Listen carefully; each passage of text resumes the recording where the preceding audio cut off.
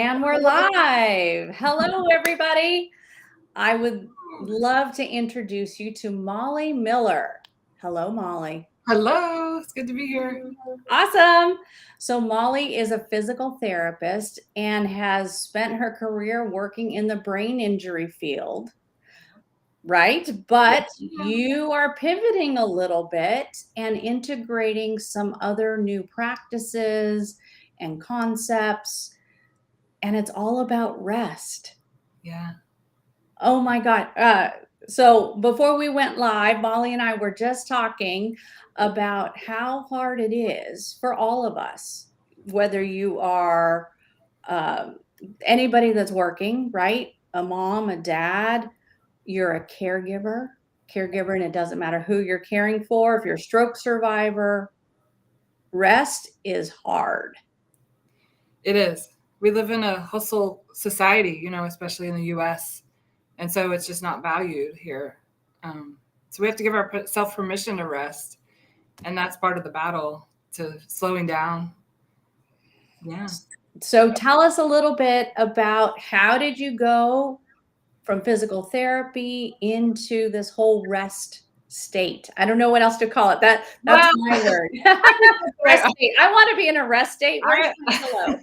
I don't say I'm in a rest state, but I definitely have more rest practices in my life now, and I love to share them with people. And it didn't start recently. It kind of started, I would say, looking back, I started getting introduced to mind-body therapies like Pilates and yoga and things like that as I was early on in my career. I hurt my back at work, working at TIER in the medical center.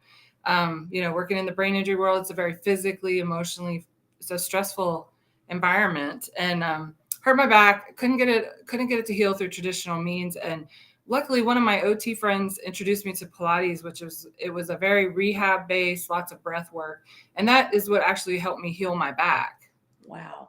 And then of course, every time I learn something with my own body, I end up getting certified so I can teach it to other people, and I wanted to bring the Pilates work into my brain injury work. So I did that. And then it just evolved over time. And I mean, I think we'll get to how I ended up doing more rest, especially in the last 4 or 5 years. As we talk through this, I'll share more how that ended up happening.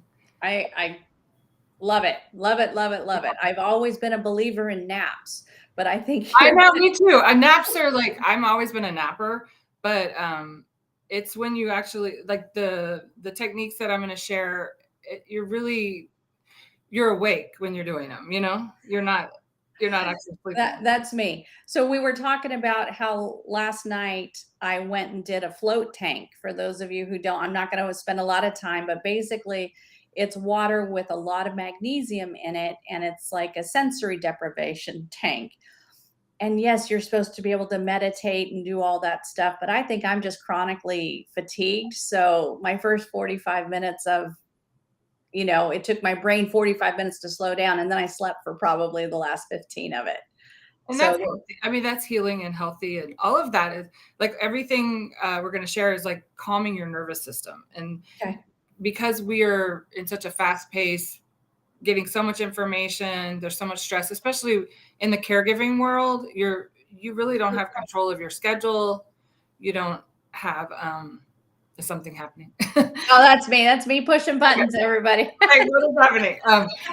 You don't have control of your schedule when you're helping someone else and they're going through medical crises and having procedures. And so I've kind of learned techniques that you can do on the go, because what you're saying, we were talking about the floating, you can't do that every day. So what can you do every day that helps calm your nervous system? And that's what I like to start sharing with people, now.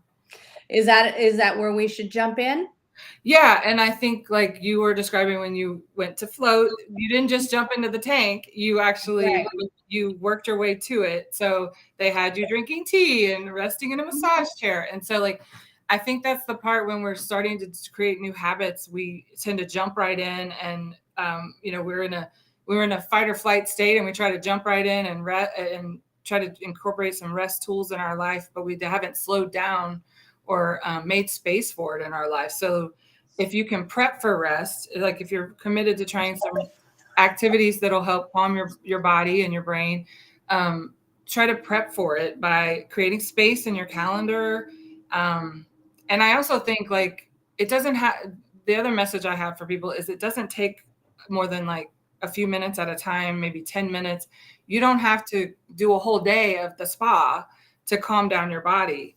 There's so many things you can do throughout the day and sprinkle it in, and it'll add up over time. So I think that's encouraging because the caregivers that I work with, they don't have to, they're like, I don't have time to wash my face, go to the bathroom, eat. So you're asking me to like do, some kind of activity, where am I going to fit that in? Another way to kind of help you. So is there something you can declutter in your life? Like it could be that you've got to get rid of the laundry that's driving you crazy before you can lay down. What is that thing that's just taking up all your brain space? Try to eliminate that before you try to do a rest activity. And then, use alarms to remind you. And if you can tie it to something you're already doing, like let's say you love to drink tea in the morning and you want to add some breath work in there and just a few minutes of breath work, you're more likely to do it as you're building the habit. We talked about giving yourself permission because guilt's going to come up just because we've been conditioned to think rest is you're lazy, there may be some shame around it. I was fortunate to go work with a patient in Venezuela in 2004. And I realize now living, and I lived there almost a year. And living in a culture that values rest is complete opposite of where we live. So I was encouraged to rest, and I was actually coming off of my mom had passed away 6 months before. And so I slept and rested a lot there. And I didn't feel guilty, but like here, it's taken me years to kind of like be able to take care of myself and not feel guilty about it, And so giving yourself permission and creating the space, starting small. And one of the places you can start is like, before you try anything, just wake up in the morning and say, how do I feel? Am I rested? Am I refreshed? And if the answer is no, well, then did you get enough sleep? Do you sleep in 7 to 9 hours at night?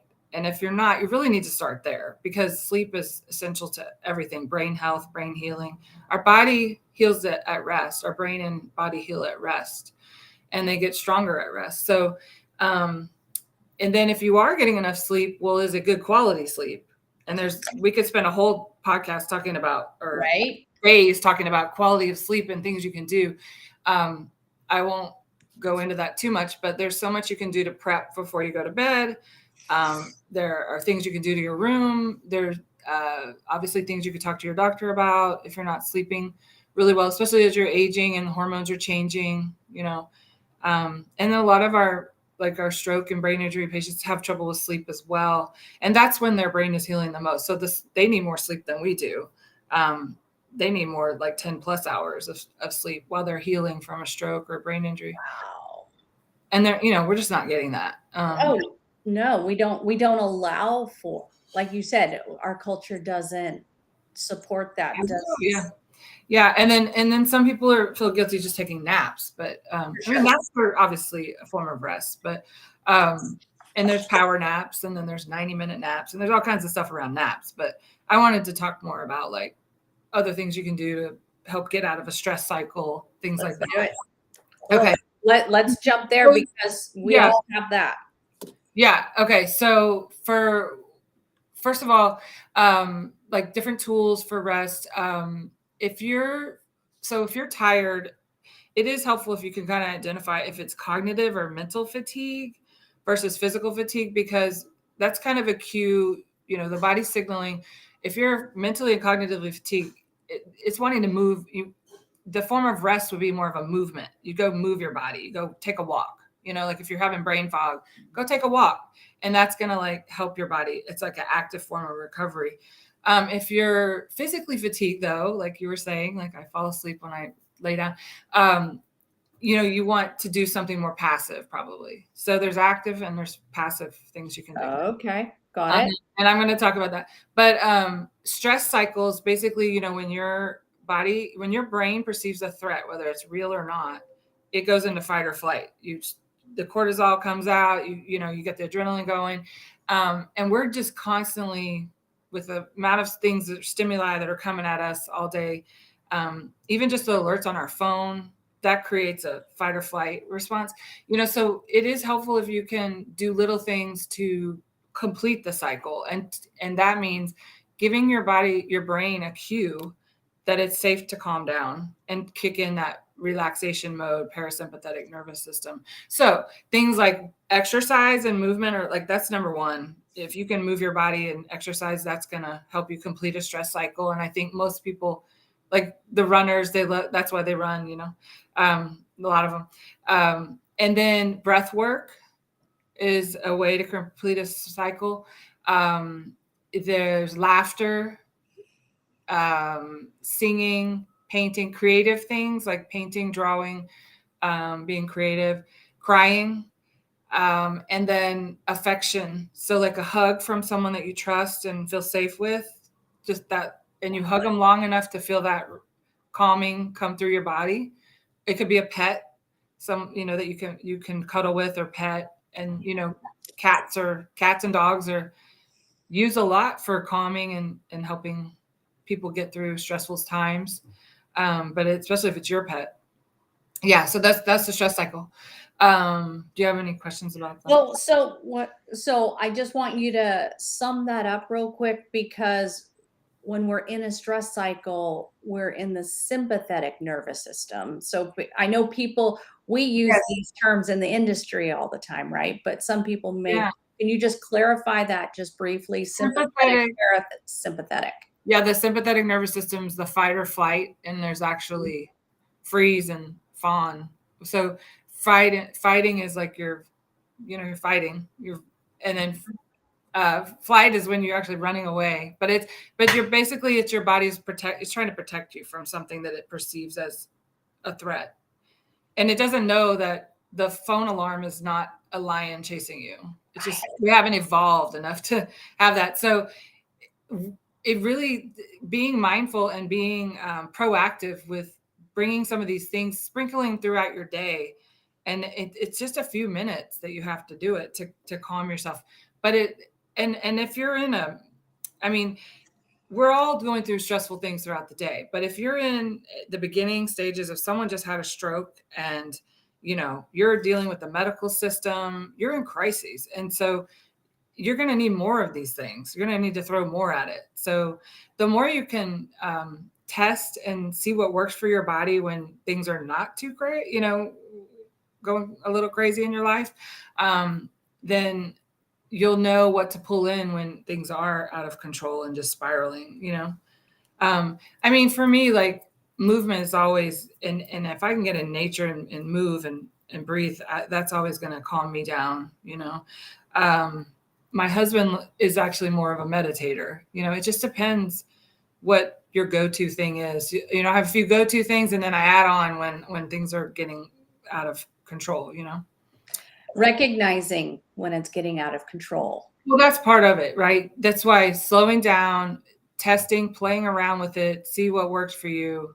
I call it an adventure because, like you asked me, like, how did you get into rest? Well, it's taken 30 years and I'm still, working at it. I picked a profession that does not value rest. Physical therapy, we're like getting you moving, man, Yeah. So one more rep, one more.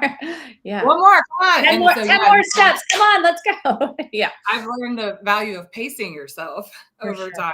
And it's real obvious in a brain injury or a stroke patient when they they have a good day and they try to do too much. Yeah. The next day they're shot. They can't do anything. They're exhausted. Well, they obviously overdid it. They stressed their body and maybe they just didn't get enough rest or whatever. But that happens to us and we just push through it. We just keep powering through until we collapse. And the whole point of this is we don't want to go into burnout cycles. And, you're needed. If you're a caregiver, you're needed. And it could be that you're physically having to help your loved one. And so all these things are going to help prevent injury as well. Not only help your stress level, your mood, your energy, but, and if that's the reason you get started, just so that you're there still able to help your loved one, then at least start with that, right? Mm-hmm. Whatever it takes to get you started. But you don't have to it doesn't have to be a whole day of activity. And the other thing is, you're already sleep deprived, most likely. Please don't get up earlier to try to do these things. Like, learn how to try them throughout the day. You really do need to have good quality sleep, or as best you can, you know? One thing I added into my own routine is a sleep mask. And I Oh, can't I tell do that you too. how revolutionary. I mean, for something I bought for $6 on Amazon, I'm that way. Light will wake me up. light wakes me up. If I'm sleeping deep and I'm in REM, my eyes are open, which is kind of creepy. I mean, when I saw my own kids doing Okay. it, Oh, oh yeah, really? my eyes are open, and then if Interesting. I look outside, there's light, and then I see the branches of the trees, and now my brain's Really? like, "Oh, what does that look like?" Or yeah, Yeah. it's not. So Yeah. on goes the mask, and I have the white noise, the mask, the oh, room has to be a certain temperature. but I just like, those are strategies that I think so many of yeah.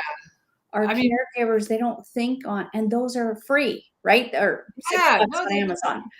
yeah, that's what I was saying. And also just, don't look at blue light, your phone, the TV, a couple hours before bed, and start winding down a few hours Yes. before you really want to lay in the bed. Um, Isn't that the truth? So surfing or, watching Netflix before you go to bed, probably not your best. it's not ideal. I mean, the blue light messes with our circadian rhythm. Um, yeah. So back to the rest tools, there are Yeah. obviously things such as so mind body therapy is like my favorite is Pilates, obviously. But Pilates, yoga, qigong, and if you think about it, their movement and breath, they're doing breath work and they're doing movement at the same time, which is Yes. that stress cycle.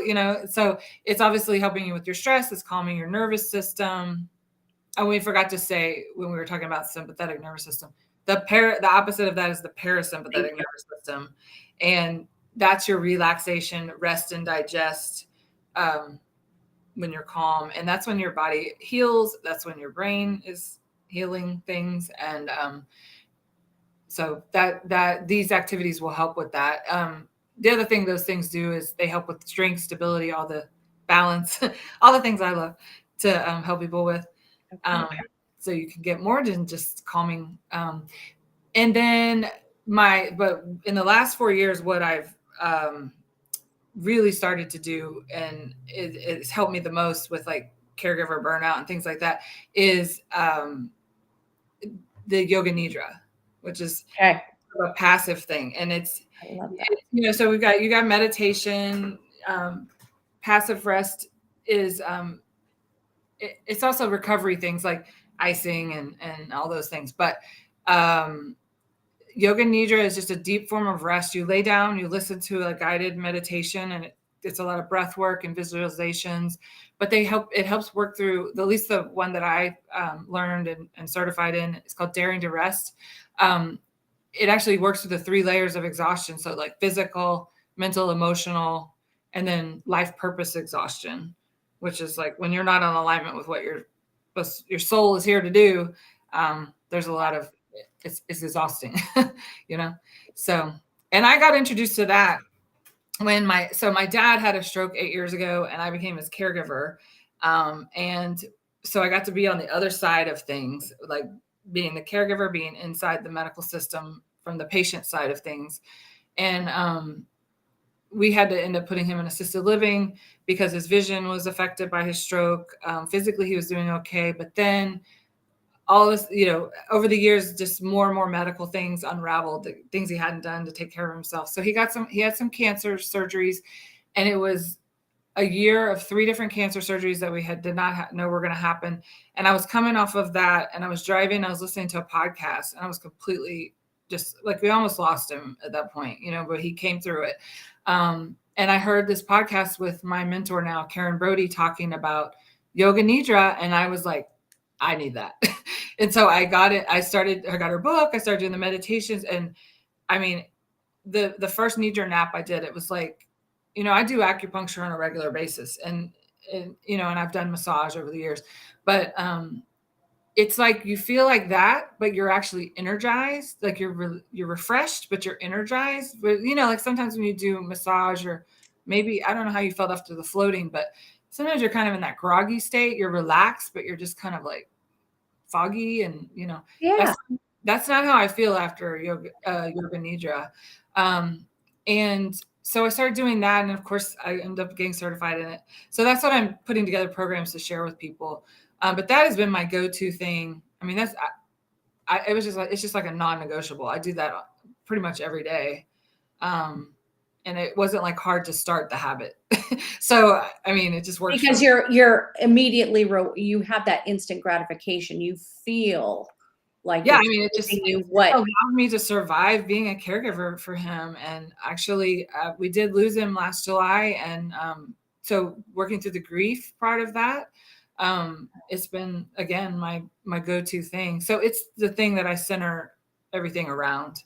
And, sometimes you get what you need. So sometimes you lay down to do a nidra and you fall asleep, and that's what I needed, but a lot of times it's not. And it's just a deep relaxation.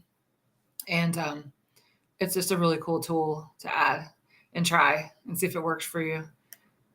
How would one get started? Where do you find out more? I know, and I do want to talk about your business and your website and Yeah. what you are pulling together to bring to people.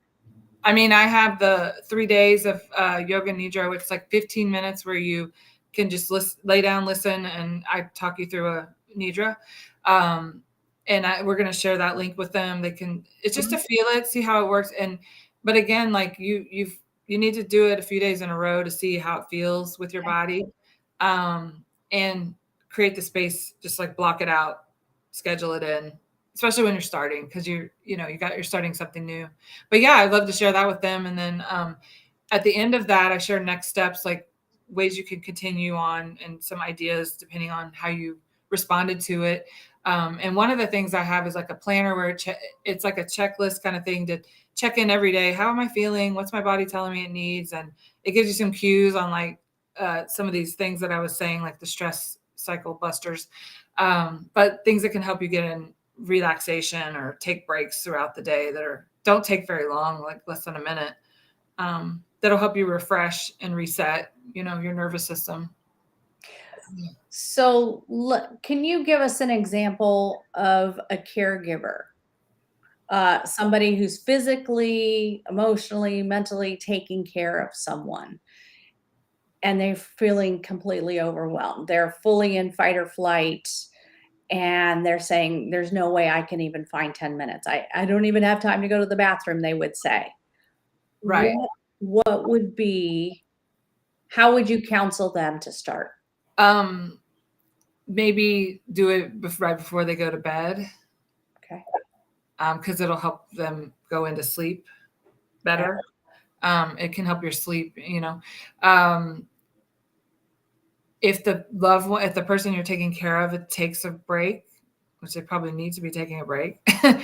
That's the time you can do it, you can do it anywhere. You can do it in the car while they're waiting for them at a doctor's appointment. Really? Yeah, Okay. just stick your little earbuds on. And so that's the thing, like looking for things like that where you can do them on the go. With my dad, when he was in the hospital, having a surgery or something, I would intentionally make sure I had snacks with me, that I had I was hydrated, because like it's so easy to like lose track of those things. That I had good foods to choose from, because when you're stressed, that's when I want to go for the sugary snacks and things like that. But I didn't start out that way. Right. This is a process. I had 8 years of figuring this out, and I would take these bands that I use to work out into his room. I'd be doing my band work in the hospital room. He's waking up from anesthesia and I'm doing band work. I mean, I tried to rest more during those times. I tried to make sure I was getting enough sleep, because I was under stress, extra stress with anytime he was in the hospital, or I was worried about his health or whatever.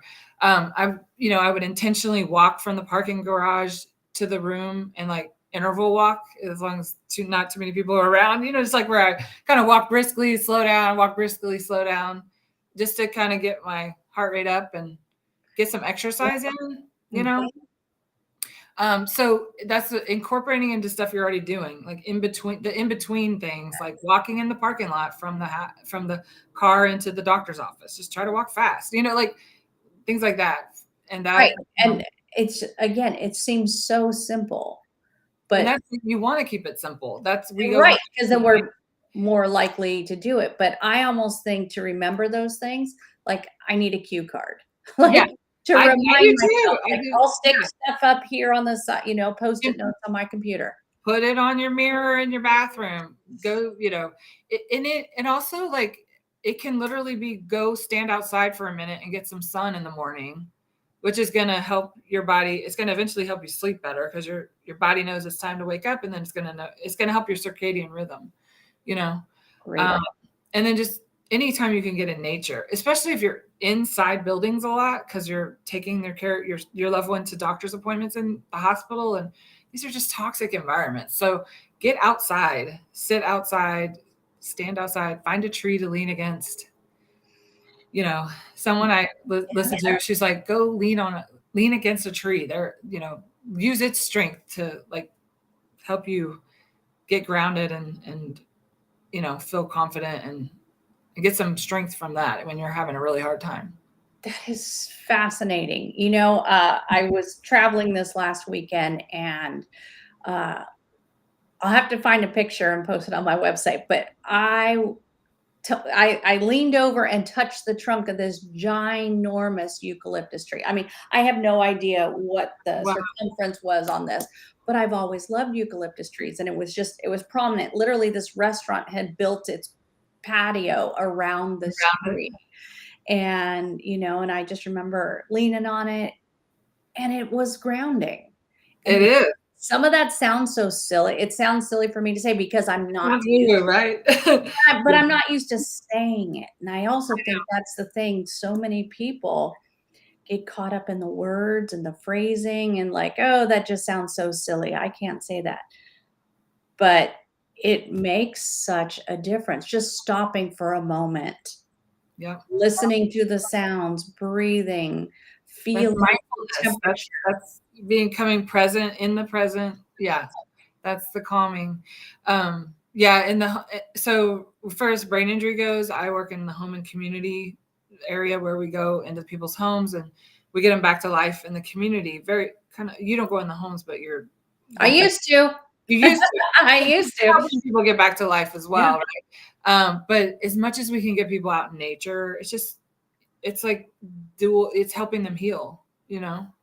um, yeah, the sun, the nature. So We got to start leaning on trees. You know what? I think maybe you're taking your loved one to the doctors and there's a really pretty tree. Maybe you can take 1 minute and stop and admire the tree, or it sounds silly, but I'm trying to practice to do some of those things. I've been doing I'm day 13 into my gratitude work. I'm doing a nice. month of gratitude, and yesterday I got caught up in the junk of the day and I didn't make my video for it. I did stop to think about it, but didn't have my phone. I've been Yeah. trying to anyway. Do you have your alarm set? No, I should, because I try and do it first thing, but I'm working on it. Everybody, it's a process. I don't care what habit you're trying. It is, and that's the other thing. There's no perfect. We have There to is just no be okay with progress, not perfection. amen. And that's a big one for me. Like, I'm trying to break the perfectionist. Yeah. Yeah. Okay, so we need to talk about, so we talked about how to prep, how to incorporate into Mhm. your everyday life. Do you want to talk about different types of rest now, or you want to go on to building a rest team? Where do you want to go next? Well, I feel like we kind of talked through some things. The big thing with the different types of rest is just trying some things that work for you. Test and see how your body feels. Your body always knows best. So try one thing, like what you're doing, gratitude. See how that works for you, and then if it's working, then you can add on there, or just add more things, try more things. And over time, you'll have like strategies. Like I said, I do acupuncture once a month, and I went from only doing it when I was in pain or having really bad allergy stuff to one day I was like, why don't I do this proactively? Like, why am I always doing it after the fact? And so I mean, that was a process, and I started doing it monthly, and now I do it monthly no matter what. It resets Got my body. It's for my energy, my hormones, and that's I mean, that's rest too, right? Mhm. And then the other thing I do is, because I have had all these injuries throughout the years, is I have like massage balls and rollers. And this is what I teach people, how to use trigger point massage and things to take care of yourself every day. So self massage every day. I do this, and I take these everywhere I go, like if I travel and stuff. Wow. Um, and then the yoga nidra is the latest, the more recent thing that I've added. So those are my three main things, but then I sprinkle in other things. So it's just finding what works for you. But building a rest team. So especially in the beginning, well, there is something called social recovery, where Hmm. it's a form, it's helping our body, release the happy hormones, the endorphins, and also calm it and get into that rest state. So if for example, when if you go to a yoga class and then afterwards you're just kind of hanging around talking to your Mhm. friends or whatever, that's social recovery. There's no like agenda. You're just maybe venting, you're having fun, you're just goofing around, right? Happy hours that's what that is with alcohol, but it's social recovery. If there's a sports team, like after practice or the game or whatever, they're just hanging around in the locker room, goofing around. That's social recovery. And so that is good to kind of intentionally do. So who's that friend, or if you're a caregiver, who's that friend or family member that you can just vent or just goof around with, have fun with, have a regular lunch date or a check-in, and they support you in what you're trying to do to take care of yourself. They help you if you're having the guilty feelings, they encourage you. I mean, my husband's my biggest cheerleader. He's from Venezuela. That's where I met him. And I mean, he comes from a culture that values rest, but he's always encouraging me to rest. And so I mean, even though I have that in my household, which a lot of people don't have, I still have had to work through the feelings of guilt. It's taken time. But you also might need to hire a coach, such as a Pilates teacher or a yoga teacher. Maybe you need an acupuncturist. Maybe you need outpatient counseling or a support group. Wow. Build the rest team, people that are going to support your rest, that Yeah. encourage rest. And that's going to help you be more successful as well. And then I do have to put a plug in while you're doing that. Your loved one that's going through the brain injury recovery or stroke recovery, they need to always have a rehab team around, and we're pushing people into the home, like, you have a stroke, you're going home, you're home within a month. I mean, we didn't do that years ago. True. And so you're dealing with a lot more acute things in the house and everything. So there is potential for healing for years. And I know you know that because that's what you're helping people with aphasia and everything, chronic aphasia, years and years and years, because your brain can continue to create new pathways and all of that. But if you're in the US and they're kicking you out of therapy faster than you can, you're not ready for that. Just always look for an opportunity to advocate for your loved one to get a tune-up in therapy, because Amen. because and you have to like kind of play the game. So if anytime they have a change of status, good or bad, have a procedure, ask for some therapy. Like, if you can get them into inpatient rehab, that's awesome. But if not, get some home health or hire privately. But always look for tune-ups, because the more you can help them keep moving forward on their journey, the less burden of care. I mean, everybody's got more, there's less stress, less, Yes. they're needing less support, then you're getting more of your life back, I love it. I love that. He's like, did Mollie send you to all every time he had something? I was like, we need home health or we need to go to rehab. And he did not like it, but it kept him moving forward. Exactly. So we have a question, Molly. I'm going to try and put this up here. Let's Okay. see how this looks. How do you differentiate between mental and physical fatigue? Sometimes I can't tell the difference. Oh my. Um, Mental fatigue is more, it can be hard, but mental fatigue is like that brain fog, you're slow thinking, right? And physically, it's, you feel it in your body more, you're just dragging. Does that Yeah. make, does that kind of make sense? Yep. It definitely does. So I want to pop up your website here. Okay. So corepowerhealth.com. You can learn much more about Molly's mission. And is that where, do you have a pop-up or something on there where people can sign up for that 3-day yoga nidra? Yeah, it's right there on the first page under the picture. And tell us a little more about what's in that. What's in that? The thing says 3-day rest adventure. You'll get an email kind of giving you some tips on how to get ready for the 3 days. But the emails will come each day giving you a yoga nidra to listen to. And you just basically, you need to find a place to lay down and rest for 15 minutes and listen. You don't have to do anything. You just lay there and listen. And you'll get exactly what you need from it. And then, like I said, there'll be an email after it's over telling you some next steps if you want to take it further, or just the planner there's a option to download the planner that helps you with those other strategies that can help with stress and fatigue and just helping calm your nervous system. I call them mini moves, like mini moves. I love it. Just take a few minutes a day. Yeah. Yeah. Well, I'm gonna go download it. I'm gonna try it.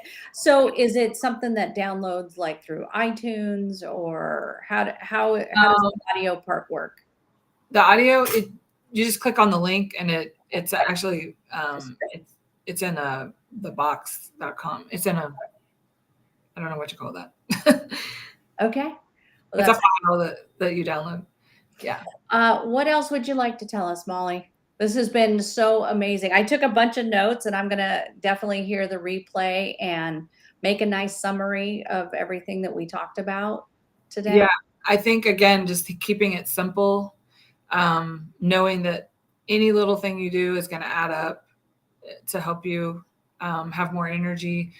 If you're really sleep deprived, though, start there. And if you don't know what to do, just check in the morning, ask your body, what does it need? You'll, as you practice, you'll start to know, oh, it might be like, I need to drink more water today. That might be the message you get. Or Yeah. it might be like, I need to go for a walk. Your body will start to tell you. It's telling you right now, but the question is whether I'm not listening. I'm busy. Right. Tuning in. Yeah, exactly. And for me, like, I'm chronically dehydrated. Water is Well, not that my makes you go-to. tired. Yeah, that makes you tired. For sure. I am My- super successful when I fill up my water bottle in the morning, a little squeeze of lime, and if I sit it here, I'll pound through that thing in no time at all, and then I get up, I'll refill it. But if I don't start it in the morning, then I'm drinking water before bed, and then I'm getting up at night. all night. Yeah, that's another thing. If you can sip water, like try to stop drinking a few hours before bed. But if you can sip it, because sometimes you need to drink something, you won't get up as much. But yeah, hydration is key. My acupuncturist is always asking that. Are you dehydrated? I'm like, oh, probably. Yes. And if you exercise or live in a humid climate, you need more water than most people. Okay. And that's a big deal for brain injury too. They usually are pretty dehydrated. Well, definitely, stroke survivors, if they have any kind of swallowing problem there, or if they need thickened liquids, especially in those initial stages, they're going to be dehydrated. Exactly. Yeah. Well, Molly, this has been awesome. I learned a lot. Yeah. And it's for me, I learn better when I talk through things. So that's why I love this kind of opportunity, this kind of format. And how can people reach you through your website if they have more questions or want to see what other opportunities they have to work with you? Yes, absolutely. There's a contact form. You can email me questions. And also I have a blog that has lots of different things about movement and rest. Yeah. Wonderful. So I'll just point out for those that are listening here or catching the replay, if you go to dolivespeechpathology.com, you can sign up for the podcast series. Yes, you can subscribe to the Listen for Life podcast, but these live episodes turn into next week's podcast episode. And when you sign up for the podcast series through my website, you'll be able to download the summary of all these amazing points that Mollie just shared with us. And then you can go to Mollie's website and check out her blog and start that 3-day trial of Yoga Nidra. Yeah. All right. Come rest with us. Oh my gosh. Yeah, that just gave me chills. Is that on your website? You've got to put that on that is an excellent tagline. The rest. Oh my gosh, come rest The rest with is a us. work in progress, but I'm getting more and more of what Yeah, no, that program resonated well. If my goose, I love that. I'll make sure to. Yeah, come rest with us. So when I was making the summary to go out to subscribers about what we were talking about today, I said dare to rest, but technically it's called daring to rest. Daring to rest. Erin Brody is my mentor that developed that. She has a book and she has the meditations you can listen to as well. If you want to dive really deep into it. I like to expose people to it initially, to see if you like it. And I'll actually have more things like that. It's a work in progress. I got certified during the pandemic, which was a crazy time. It was just, everything was upside down. Right. So, and then this was my father passing away last year. I haven't gotten to everything, but I will. You know what? We are on a mission, and yours is a mission to rest. And and normally I would just jump right in, share, and just get burned out. And I'm not going to do that. I'm slowly doing it. Yeah. You're enlightened. You're enlightened now, and you're making steps towards doing it in pieces. And it is something I'm consciously trying to work on every day. Cause I could sit here for 14 hours a day and have done so, right. And that's just what it is. And so taking this back to our caregivers, we see you, right? This is the message from two professionals in the rehab field. We see you. We know what you're going through. We're trying to bring you tools and strategies, but you have to take that first step. Yeah. Rest and water. Rest and water. And when you just take a little bitty steps, you'll start to feel it in your body, and you'll get creative on how to incorporate it into your life. Absolutely. Oh, and lean on a tree. I think we can all, let's start a movement. I actually I've actually pushed on a tree, I'm like, oh, there you go. Yeah, I can stretch on a tree. Anyway. Yeah, I noticed I was out front this morning recording some videos, and one of my trees that some gardener wanted to cut down last year after one of our ice storms here. He's like, "Oh, your tree is dead. I can take it out for you." And I'm like, "No, it's my husband's favorite tree. We're gonna see if it'll come back." Oh, it's coming back with a vengeance. Oh, good. Yeah. Oh, yeah. So sad. But I noticed that the bark on it was really interesting, and it almost looks like it has moss on it. I don't think it's a disease thing, but I noticed it visually today, so I'm going to have to go out at lunchtime and look at you slowing down. So I'll end with saying I had my nurse practitioner say 3 deep breaths before you eat, before every meal. Do I remember it? No. That's why I said I need Post-it notes. But I am trying, at least at lunchtime when I eat, I do my 3 big breaths. And that should help complete some of my stress cycles, right? Yes. You can also do it in your car. You can do it at the grocery I've store. been doing it while you're talking. It's so Breathing. silly, but We should have said that. Breathing, some of the breath work, some of the easiest way to start, because it's, there you go. you can do it at any time. You don't need anything. It's Yeah. free. Air's free for now. Let's take it. Yes. Thank you, Molly. You're welcome. Thanks for having me. My pleasure.